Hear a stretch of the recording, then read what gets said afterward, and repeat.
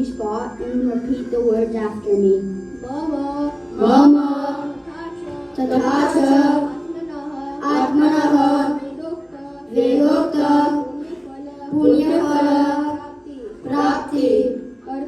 अर्थ कायिक वाचिक मानसिक कर्मदोष परिहार अर्थ आध्यात्मिक आधिभौतिक आधिदैविक त्रिविध ताप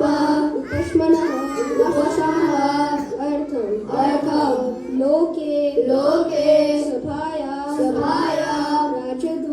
राजद्वारे धर्मक्षेत्रे